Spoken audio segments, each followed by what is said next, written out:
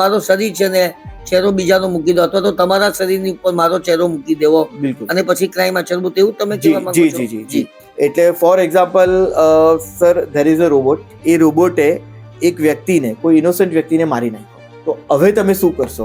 તમે કોને લાયબલ આમાં મૂકશો? હવે તો એઆઈ મારફતે કોઈના અવાજની અંદર આપણે જ્યારે કરી શકતા હોય ત્યારે એ કેટલું કોર્ટની અંદર અસ્તિત્વમાં આવે અથવા તો ટકી શકે? ફોર એક્ઝામ્પલ, જ્યારે મેં તમારી કોઈ આઈડેન્ટિટી યુઝ કરી અને પછી કોઈ ક્રાઇમ કર્યું on the basis of using your identity, તેને આપણે એમ કહી શકીએ છીએ કે આઈડેન્ટિટી થેફ્ટ. પણ એ કઈ રીતે શક્ય? એટલે કેવી રીતે મારું આઈડેન્ટિટીનો ઉપયોગ કેવી રીતે બીજું કોઈ કરી શકે? વી આર અવેર અબાઉટ એઆઈ. તો ક્વોન્ટમ કમ્પ્યુટિંગનો જે પાવર છે, સુપર કમ્પ્યુટિંગ પાવર પ્લસ એઆઈનું જે મિકેનિઝમ છે, તે બંનેને અગર તમે જોઈન કરશો then it would be quantum AI scenario. નમસ્કાર દર્શક મિત્રો, પેજ 3 ના પોડકાસ્ટમાં આપનું હાર્દિક સ્વાગત છે અને સ્વાગત છે એડવોકેટ અને ડોક્ટર સ્નેહલ વકીલના. સ્નેહલભાઈ નો આજનો જે વિષય છે મિત્રો તે છે લીગલ પ્રોટેક્શન, એટલે કે કાયદાકીય રીતે આપણે કેટલા સુરક્ષિત છીએ તે. આઈટી લો એટલે કે ઇન્ફોર્મેશન ટેકનોલોજી વિશેના કાયદાઓ, એવિડન્સ એટલે કે પુરાવાઓ અને justice system in cyber crime cases. કારણ કે જ્યારે પોલીસ પોતે જ આખી વાત શોધવાની કોશિશ કરતી હોય, એ લોકો પણ આખા કાયદાથી અજાણ હોય અથવા તો ગુનાના પ્રકારોથી અજાણતા હોય, ત્યારે આ પ્રકારની વાતો થવી બહુ જરૂરી છે. તો આ પ્રસ્તાવનાની સાથે હું એડવોકેટ સ્નેહલ વકીલનાનું સ્વાગત કરું છું. સ્નેહલભાઈ, સૌથી પહેલો પ્રશ્ન, તમારા તો ખાનદાનની અંદર બધા જ એડવોકેટ છે, એટલે તો કોણ એડવોકેટ છે તે, અને તમને આ એડવોકેટ બનવાનું કેવી રીતે તમે નક્કી કર્યું? એડવોકેટમાંથી ડોક્ટર બનવાનું કેવી રીતે નક્કી કર્યું? આ વાત થોડીક અમને સમજાવો. એટલે આ એટલા માટે સમજવું જરૂરી છે કે લેગસી કોને કહેવાય, એ વાત મારે દર્શક મિત્રોને સમજાવવી છે. જી, એકચ્યુઅલી સર આપણે એમ કહી શકીએ છીએ કે મારા જે ફેમિલી છે, અમારી જે લેગસી છે, તેનું 100+ યર્સનું એક્સપિરિયન્સ છે. મારા ગ્રેટ ગ્રેન્ડફાધર શ્રી નાથાલાલ લલુભાઈ મકનજી, તેઓ 1917 એટલે 1917માં એમને આપણે એમ કહી શકીએ છીએ કે અંગ્રેજો દ્વારા સુરતના ફર્સ્ટ ઓડિટર જનરલની પદવી આપવામાં આવી હતી. અને સર આ જે એમનું સર્ટિફિકેટ છે તે હું મારી જનરલી અત્યાર લગીની હરેક બુકમાં મેં એને બિલકુલથી મેન્શન કરી દીધું છે. સો આ બધાની સાથે મારા દાદાની વાત કરીએ, શ્રી હસમુખલાલ નાથાલાલ વકીલના, એ બહુ જ ઉત્તમ આપણે એમ કહી શકીએ છીએ કે પાયોનિયર તરીકે ટેક્સેશનમાં એમની પ્રેક્ટિસ હતી. અને કદાચ બહુ બધા લોકો સાથે એ એટલા બધા આપણે એમ કહી શકીએ છીએ કે he was very famous person in this field. મારા ફાધર શ્રી હેમંતકુમાર હસમુખલાલ વકીલના પપ્પા મારા તે પણ લોયર જ હતા. અને પપ્પાએ પોતાની જાતે પોતાનું એક અલગ બિઝનેસ જે છે તે એસ્ટેબ્લિશ કર્યું હતું. So being a lawyer, he was not into practice but his own business. એટલે ટૂંકમાં રેવન્યુ સાથે તમે સંકળાયેલા હતા, તો આ યુનિક ફિલ્ડ તમે કઈ રીતે પસંદ કર્યું, શા માટે પસંદ કર્યું? એટલે પપ્પા પછી સર મેં બી મારી પ્રેક્ટિસ રેવન્યુની સાથે સાથે અત્યારે હું આમાં કરી રહ્યો છું.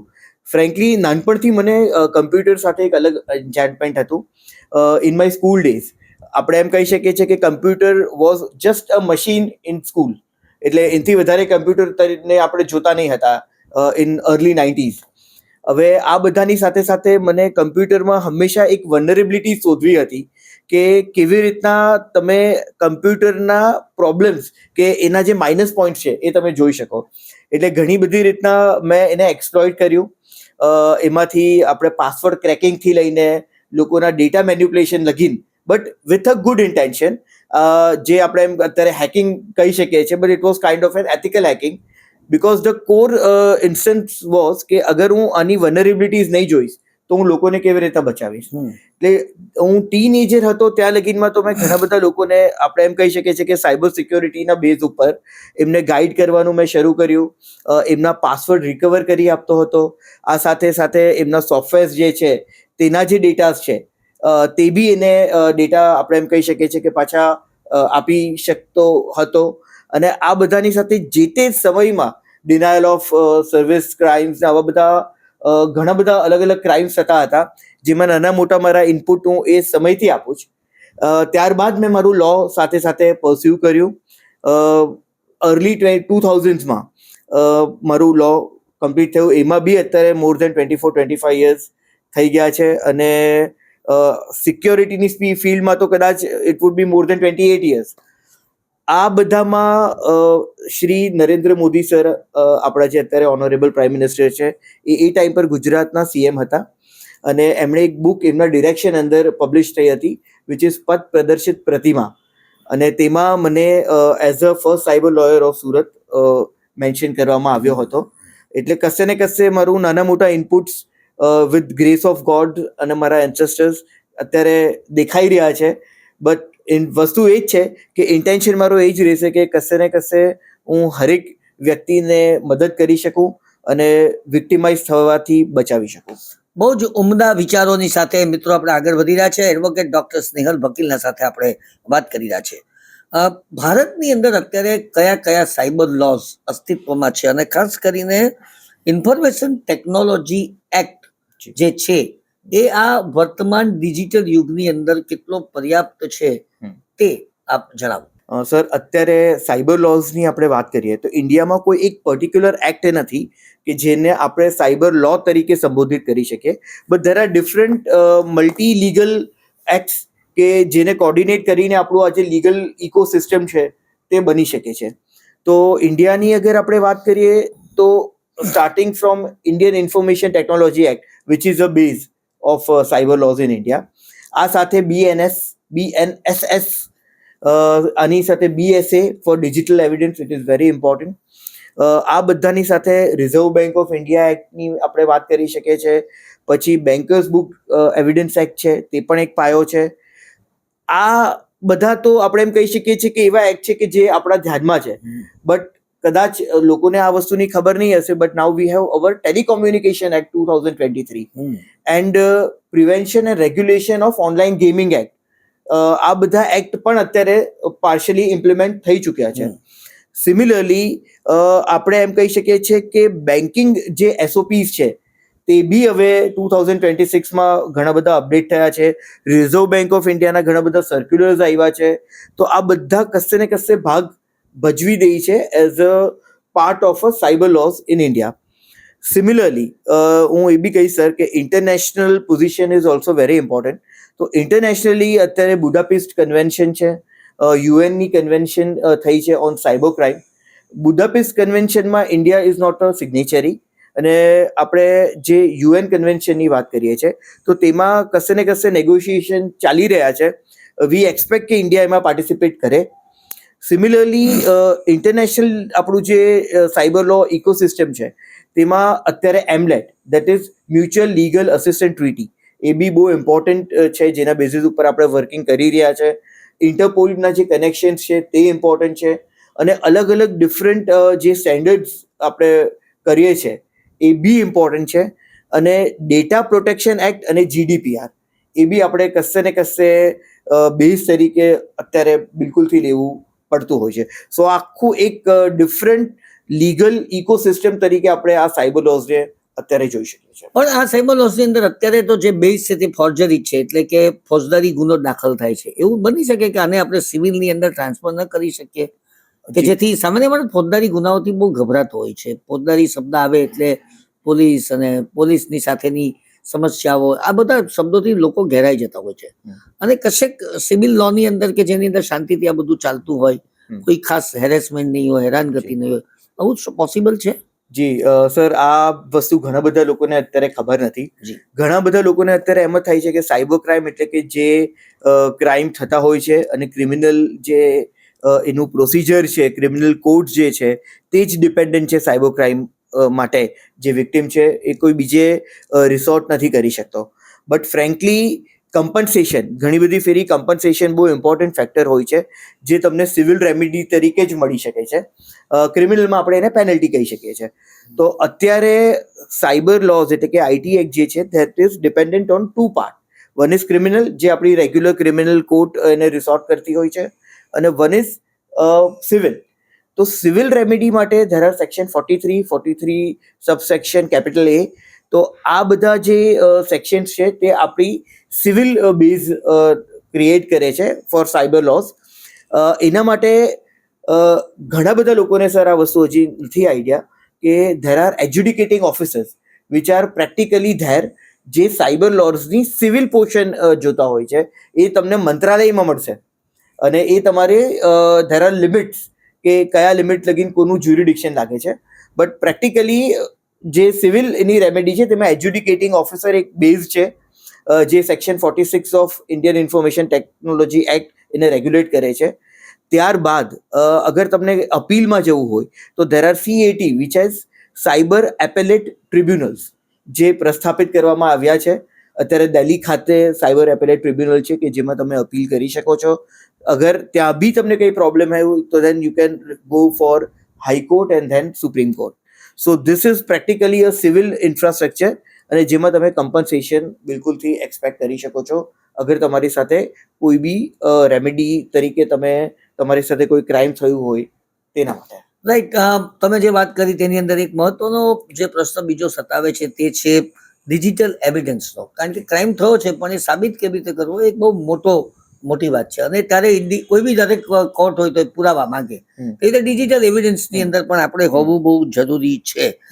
તો એ એડમિસિબલ માટે કેટલું ચેલેન્જિંગ છે, એને કેવી રીતે અપિયર કરી શકાય, અને ખાસ કરીને માનો કે રેકોર્ડિંગ છે, રેકોર્ડિંગ બી હવે તો AI મારફતે કોઈના અવાજની અંદર આપણે જ્યારે કરી શકતા હોય ત્યારે એ કેટલું કોર્ટની અંદર અસ્તિત્વમાં આવે અથવા તો ટકી શકે. Can you explain this? હવે અત્યારે ડિજિટલ એવિડન્સ એટલે સાયબર લોનું એક બહુ ઇમ્પોર્ટન્ટ બેઝ છે ડિજિટલ એવિડન્સ.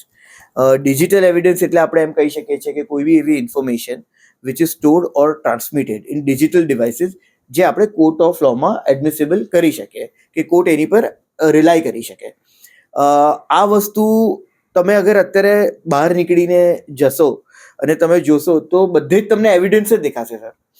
તમારા ફોનથી લઈને, તમારા અલગ અલગ બીજા ગેજેટ્સથી લઈને, તમારી સ્માર્ટ વોચથી લઈને, CCTV કેમેરાઝથી લઈને, આ પોડકાસ્ટ જે છે તે આપણા વાતચીતના material, everything, smart infrastructure technology જે સ્માર્ટ સિટીઝમાં યુઝ થાય છે, એવરીથિંગ એવરીવેર ફ્રોમ આપણે એમ કહી શકીએ છીએ કે એક નાના માઇક્રોફોનથી લઈને રોબોટ્સ લગીન એવરીથિંગ ઇઝ ડિજિટલ એવિડન્સ.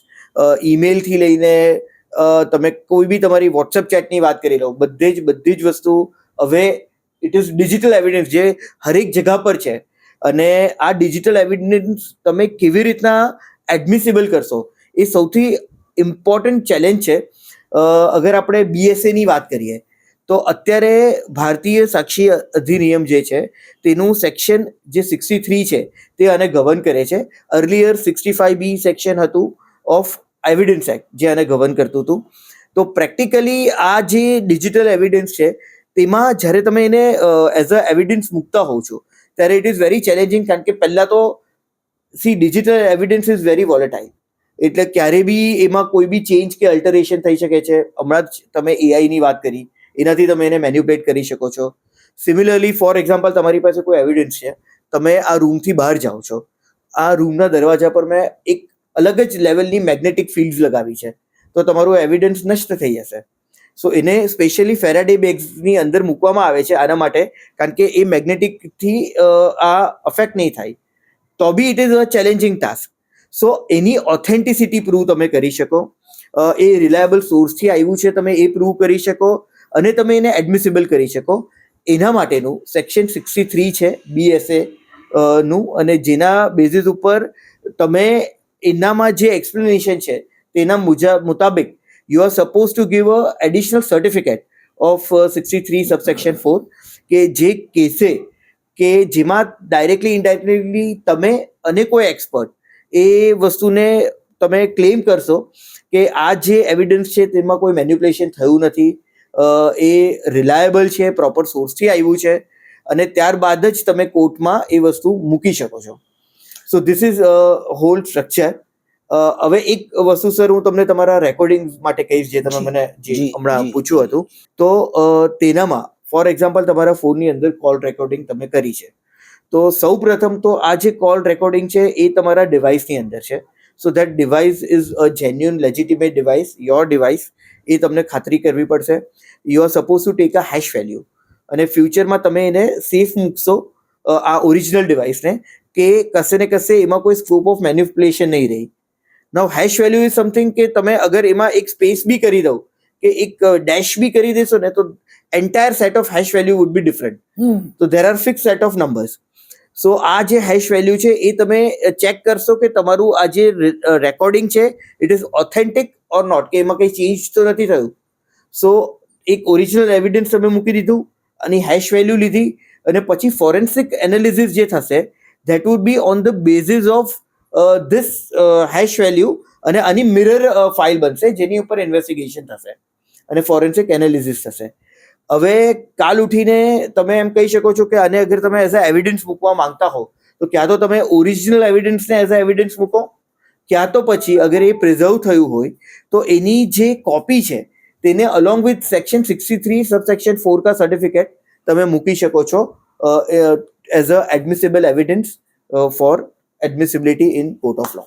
દર્શક મિત્રો, ખૂબ સુંદર વાતો પ્રસ્તુત કરી રહ્યા છે એડવોકેટ ડોક્ટર સ્નેહલ વકીલના, અને વિષયના ઊંડાણને તેઓ સ્પર્શ કરી રહ્યા છે. તેનો બહુ આનંદ છે, કારણ કે જે વિષય છે તે બહુ ગંભીર છે, તે બહુ ભયાનક છે, એમ કહું તો પણ ખોટું નથી. મારે 3 શબ્દો સ્નેહલભાઈ તમારી પાસે સમજવા છે: આઈડેન્ટિટી થેફ્ટ, મોર્ફિંગ અને સાયબર ટેરરિઝમ. અને આ ત્રણેયના અર્થ સમજાવ્યા પછી આપણા ભારતના કાયદાની અંદર કઈ કઈ પ્રકારની સજાની જોગવાઈ છે? સર, આ જે વર્ડ છે તે અત્યારે આપણે એમ કહી શકીએ છીએ કે આપણા જે અત્યારે ચાલતા સાયબર ક્રાઇમ્સ છે તેના બેઝિસ છે.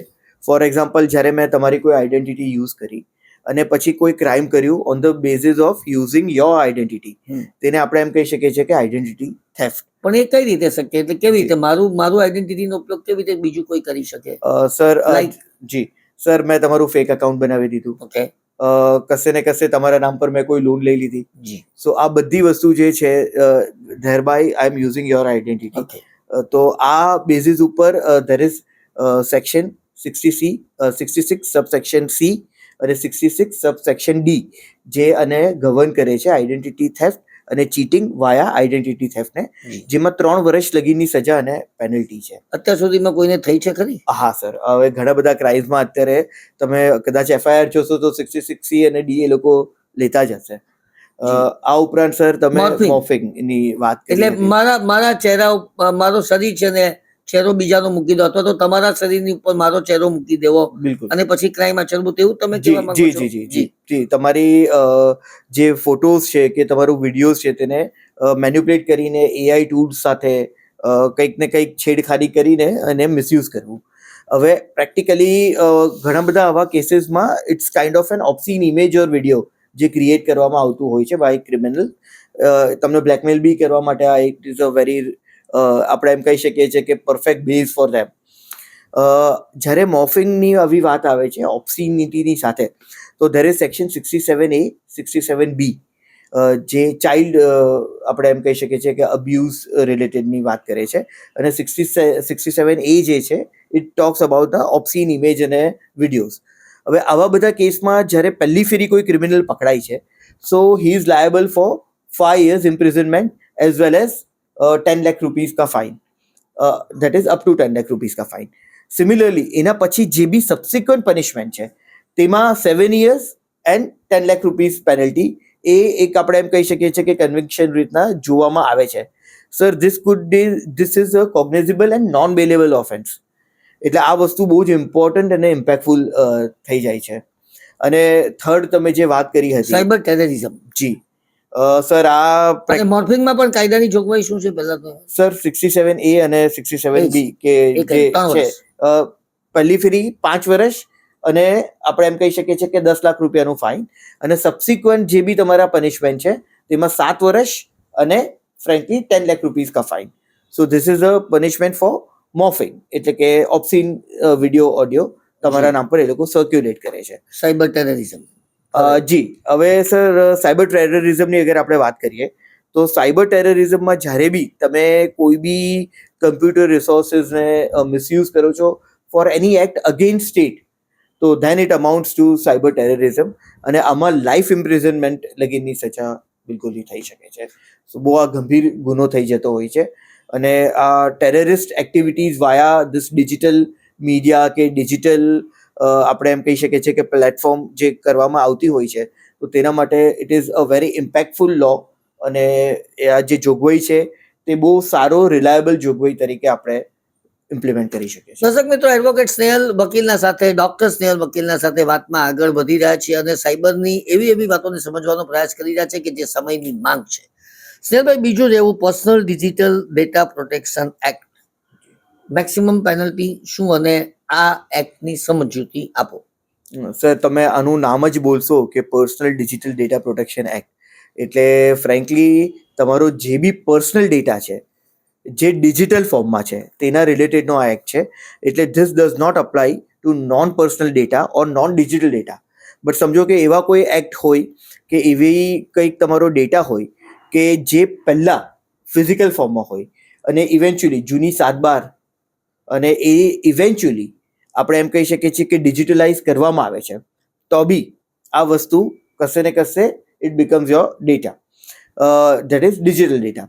સો ફ્રેન્કલી આ જે એક્ટ છે તેમાં ઘણા બધા અલગ અલગ ટર્મ્સ છે જેની રાઇટ્સ અને ડ્યુટીઝ ડિફાઇન કરવામાં આવી છે.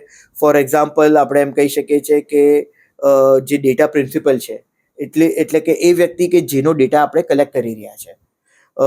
પછી આપણે એમ કહી શકીએ છીએ કે there is a word which is data fiduciary, કે જે ઇન્ટેન્શન જે આપે છે અને જે કલેક્ટ કરવા માટેનો ઓર્ડર આપે છે, કે જેના ડિરેક્શન પર ડેટા લેવામાં આવે છે. Similarly there is significant data fiduciaries, કે જે આપણે એમ કહી શકીએ છીએ કે they are large scale high ઇન્ફોર્મેશનમાં આપ-લે કરતી જે કંપનીઝ છે તેની વાત આપણે કરી શકીએ.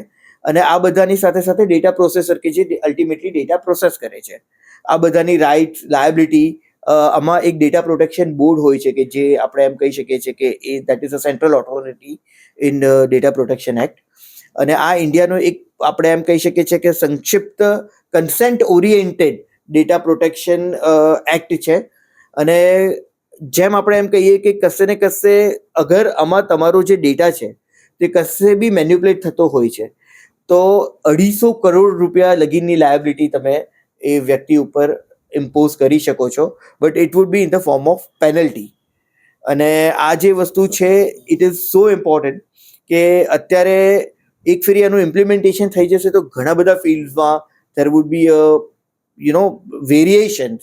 અને અત્યારે પાર્શિયલ ઇમ્પ્લિમેન્ટ એનું 2025ના નવેમ્બરથી થયું છે, પણ આ એક્ટ હજી ફૂલ્લી ઇમ્પ્લિમેન્ટ નથી થયું. તો આ એકમાં હજુ મિસિંગ શું છે? તો સર, આ એક્ટ અગર તમે વાંચશો તો આમાં એક વસ્તુ આપણે ખબર પડશે કે આ એક્ટ જે છે તેમાં કશે ને કશે એઆઈ રિલેટેડ અગર કોઈ તમારી સાથે ડેટા પ્રોસેસિંગ ફ્રોડ્સ કે ડિસ્ક્રિપન્સી થાય છે તો તેના માટે બહુ સારી રીતના તમને આપણે એમ કહી શકીએ છીએ કે તમે એક્સેપ્ટ કરી શકો એ રીતની જે જોગવાઈ છે તેને હજી અપડેટ કરવાનો સ્કોપ બિલકુલથી છે. સિમિલરલી આ એક્ટ પેનલ્ટી વિશે વાત કરે છે બટ કમ્પન્સેશન વિશે વાત નથી કરતો. સો આ બધી વસ્તુ જે છે તે વસ્તુ ઇટ ઇઝ વેરી ઇમ્પોર્ટન્ટ છે. કરેક્ટ. એડવોકેટ સ્નેહલ વકીલના, ડોક્ટર સ્નેહલ વકીલના આપણે ખૂબ રસપ્રદ વિષયની અંદર ઝીણવટભરી વિશ્લેષણ સાથે ચર્ચામાં આગળ વધી રહ્યા છે. ત્યારે સ્નેહલભાઈ, બીજો એક પ્રશ્ન, અને તે બહુ જ રેલેવન્ટ વિષય છે, રેલેવન્ટ શબ્દ છે, artificial intelligence, that is AI and internet of things, IoT. તો રેપિડલી આ બંને શબ્દોને કારણે આપણા જીવન બદલાઈ રહ્યું છે, ટ્રાન્સફોર્મિંગ થઈ રહ્યું છે. પહેલા એઆઈને આપણે દુશ્મન ગણતા હતા, એઆઈ આપણી જગ્યા છીનવી લેશે તેવું એક આપણા દિમાગની અંદર હતું. ને ખરેખર એવું છે પણ ખરું કે હવે કદાચ આપણે આપણા મગજનો ઉપયોગ નથી કરવો પડતો, પણ ક્યાંક એ વિષય આવ્યો તો આપણને અત્યારે બોલવાનું મન થાય છે. આ પણ એની એક ઉપજ છે તેવું હું કહી શકું. ઘણો બધો સમય પણ એની અંદર બચે છે, પણ જ્યાં ગલી સગવડો વધે ત્યાં તકલીફો પણ વધે. તો આ બંને સંદર્ભની અંદર રિસન્ટ ચેલેન્જીસ શું શું છે? સર, અત્યારે IoT છે, AI છે. C, there are so many different crimes જે આમાં થઈ શકીએ છે. રાઇટ ફ્રોમ ડીપ ફેક જે ટેકનોલોજી છે તેનું જે મિસયુઝ થાય છે તેનાથી લઈને કશે ને કશે એઆઈના જે એલ્ગોરિધમ્સ છે તે ઘણી બધી જગ્યાએ પાર્શલ હોય છે. આપણે એમ જ લાગે છે કે એઆઈના એલ્ગોરિધમ જે છે that would be the perfect thing, but એ જ પાર્શિયાલિટી કરે તો તમે એક એવી જગા પર આવી જાઓ છો કે જે જગા કશે ને કશે ફેક છે. સિમિલરલી અત્યારે તમે અગર એઆઈની વાત કરો પણ એની સાથે મિક્સ કરીને તમે IoT ની વાત કરો તો બધે જ કશે ને કશે ઇન્ટરનેટ ઓફ થિંગ્સ તમને દેખાશે. તમારા CCTV થી લઈને તમારા ડ્રોન્સ થી લઈને કાર્સ થી લઈને રોબોટ્સ થી લઈને everything is internet of things. So આ બધી વસ્તુ અગર કોઈક ફેરી તમારું કહેલું નથી માનતી કાં તો મેન્યુપ્લેટ કરવામાં આવે છે તમારી અગેન્સ્ટમાં, તો તમે કેવી રીતના લીગલી આ સિનેરિયોને ફ્રેમ કરશો? અને સૌથી મોટો challenge is about the liability. એટલે for example sir, there is a robot. એ રોબોટે એક વ્યક્તિને, કોઈ ઇનોસન્ટ વ્યક્તિને મારી નાખ્યો, તો હવે તમે શું કરશો? તમે કોને લાયબલ આમાં મૂકશો?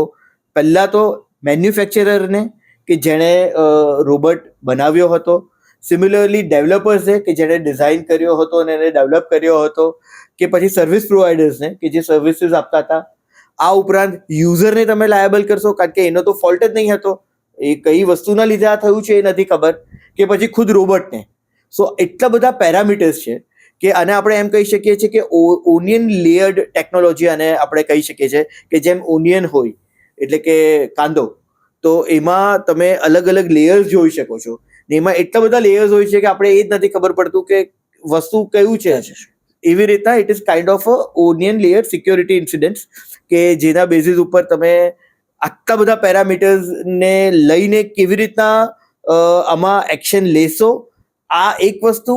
અને જે ડિજિટલ એવિડન્સ તરીકે પ્રૂવ કરવાનું જે બેઝ છે એ તો એક અલગ જ બેઝ છે સર. સો આ બધી જ ઇશ્યુઝ છે અને ચેલેન્જીસ છે જે આપણે ફેસ કરી રહ્યા છે. મિત્રો, આજે કેટલા બધા નવા શબ્દોની સાથે આપણે રમત રમી રહ્યા છે શબ્દોની, તે મને હજુ સમજાતો નથી. એવા બીજા એક બે શબ્દો પણ અસ્તિત્વમાં છે અને તે ક્વોન્ટમ કોમ્પ્યુટિંગ અને quantum AI. Please explain. Sir, આ જે વર્ડ છે કે આ જે ફેઝ છે એ હવે આપણે એમ કહી શકશું કે થોડાક સમયમાં આપણે સાંભળ્યા જ કરશું. બિકોઝ ક્વોન્ટમ જે છે ઇટ્સ કાઇન્ડ ઓફ, અગર આપણે કમ્પ્યુટરની વાત કરીએ તો it works on 0 and 1 which are known to be bits. અને ક્વોન્ટમ જે છે તે 0 અને 1 ને સાયમલ્ટેનિયસલી યુઝ કરે છે. સો ઇટ્સ નોન ટુ બી ક્યુબિટ્સ. હવે quantum is so interesting thing કે આપણે સાદા શબ્દોમાં કહીએ ને તો it is a super computer. તો કશે ને કશે ક્વોન્ટમ જે છે એ એટલું બધું પાવરફુલ છે કે એ ઘણી બધી વસ્તુ આખા એન્ક્રિપ્શનનું મિકેનિઝમ છે તેને ચેન્જ કરવાની તાકાત રાખે છે. AI, we are aware about AI. તો ક્વોન્ટમ કમ્પ્યુટિંગનો જે પાવર છે, સુપર કમ્પ્યુટિંગ પાવર પ્લસ AIનું જે મિકેનિઝમ છે, તે બંનેને અગર તમે જોઈન કરશો then it would be quantum AI scenario. So અત્યારે આપણે એમ કહી શકીએ છીએ કે ક્વોન્ટમ કમ્પ્યુટર્સ અને ક્વોન્ટમ AI જે છે તે ઘણી બધી વસ્તુનું આખું દિશા બદલી દેશે. અને અત્યારે આપણે ઓલરેડી યુઝ કરીએ છીએ quantum computers, but it is to research, આપણે એમ કહી શકીએ છીએ કે લેવલ લગીન યુઝ કરીએ છીએ. ડે ટુ ડે લાઈફમાં આપણે યુઝ કરીએ છીએ એવી રીતના હજી એટલું પ્રસ્થાપિત નથી થયું ક્વોન્ટમ કમ્પ્યુટર્સ. બટ અગર એક ફેરી એ પ્રસ્થાપિત થઈ ગયું અને કશે ને કશે મિસયુઝ થયું તો લાઈક આખા સીન્સ ચેન્જ થઈ જશે. કારણ કે આપણી આખી કમ્પ્યુટર સિક્યોરિટી કે ડિજિટલ સિક્યોરિટીનો જે પાયો છે that is encryption thing, encryption level, encryption keys કે એન્ક્રિપ્શન એલ્ગોરિધમ. અને આ જે બધી વસ્તુ છે તેને ચેન્જ કરવાની તાકાત આ ક્વોન્ટમ બિલકુલથી રાખી શકે છે. So that would B a very challenging scenario. Right. એક અંતિમ પ્રશ્નની સાથે આજનો એપિસોડ અહીં સમાપ્ત કરીશું. ઇન્ડિયાના સાયબર લોસના જે ફ્રેમવર્ક છે એની અંદર તમે શું સુધારાઓ ઈચ્છો છો? કઈ ક્રાંતિકારી પરિવર્તનની આવશ્યકતા ખરી? જી, અત્યારે સાયબર લોઝની અગર આપણે સર વાત કરીએ તો એમાં એટલી બધી વસ્તુ છે કે જેને આપણે નાના મોટા ઇનપુટ્સ તરીકે જોઈ શકીએ છીએ. સૌ પ્રથમ તો આપણા આટલા બધા મલ્ટી લેયર્ડ જે એક્ટ્સ અને લો છે તે કશે ને કશે આપણે બિલકુલથી જોઈ રહ્યા છે, but they are very well frame. But એનું ઇમ્પ્લિમેન્ટેશન જે છે it is very much, it should be in the right spirit, જે કદાચ કશે ને કશે એમાં હજી બી અપડેશનનો સ્કોપ આપણે દેખાઈ રહ્યો છે. આ ઉપરાંત અગર આપણે વાત કરીએ તો there should be specifically designated cyber law કા ડિફરન્ટ કોડ્સ, કે જેના લીધે આવા જે ક્રાઇમ્સ હોય તેમાં સ્પેશિયલ નોલેજેબલ વ્યક્તિ જે સાયબર માટેનું જે નોલેજ ધરાવતા હોય છે તે ફાસ્ટ ટ્રેક ટ્રાયલ ઉપર કરી શકે છે. આ ઉપરાંત ડિજિટલ એવિડન્સ જે છે તેને ઓથેન્ટિકેટ કરવાનું જે મિકેનિઝમ છે તે ફાસ્ટ અને સ્પીડી હોવું જોઈએ. અત્યારે સારો એવો ટાઈમ આપણે ફોરેન્સિક લેબ્સમાં આપણું જે એવિડન્સ છે તે વેરિફિકેશનમાં જાય છે, અને આવતા એને ઘણો ટાઈમ લાગે છે because they are already overburden with this works. So આ બધી વસ્તુ કશે ને કશે બહુ જ ઇમ્પોર્ટન્ટ છે. ઇન્ટરનેશનલ આપણા જે બાઉન્ડ્રીઝના જે ક્રાઇમ છે, આપણી જે એમ્લેટ સિસ્ટમ્સ છે, તે અલગ અલગ ટ્રીટીઝ છે, એમાં સારું એવું અપડેશન અત્યારે આપણે બિલકુલથી જોઈ રહ્યા છે. આપણે એમ કહી શકીએ છીએ કે જે ડિજિટલનો પાવર છે, ઇટ ઇઝ વેરી ઇમ્પોર્ટન્ટ કે તમારું જે ડિજિટલ મિકેનિઝમ છે તેનો જે પાવર છે, it should be equal to the mechanism of law. નહીં તો શું થશે કે તમને એ દેખાશે કે તમે ડિજિટલ જે એરિયા છે તેમાં કે કમ્પ્યુટિંગ પાવરમાં તમે બહુ જ આગળ છો, બટ અકાઉન્ટેબિલિટી નથી. સો આ બંને હંમેશા ઇક્વલ હોવા જોઈએ. This is first and foremost thing. So આ એક બેઝ છે કે જેના વડે આપણે કશે ને કશે ટાઈમલી અપડેશન કરીએ. ઇવન એઆઈ અને ક્વોન્ટમ રિલેટેડ થ્રેટ્સ પણ આપણે લઈ લઈએ, અને આપણે એક ફૂલ પેક લો સિસ્ટમ મિકેનિઝમ રાખીએ કે જેનાથી કશે ફ્યુચરમાં કોઈ બી એવી વસ્તુ આપણા લો અને એક્ટથી બહાર નહીં નીકળી જાય અને આપણા ઇમ્પ્લિમેન્ટેશનથી બહાર નહીં નીકળી જાય. જી સર. અમેઝિંગ સ્નેહલભાઈ, થેન્ક યુ વેરી મચ. આપનો ખૂબ ખૂબ આભાર. જે સાયબરના જે કાયદાઓ છે તે વિશેની સમજ આ એપિસોડમાં આપણે પ્રાપ્ત કરી. નવા એપિસોડમાં નવી વાતો સાથે ફરીથી મળીશું. ત્યાં સુધી આપણા દોસ્ત નિખિલ મદ્રાસીને પૈત્રી મેગેઝિનને રજા આપશો. Thank you. નમસ્કાર. Thank you.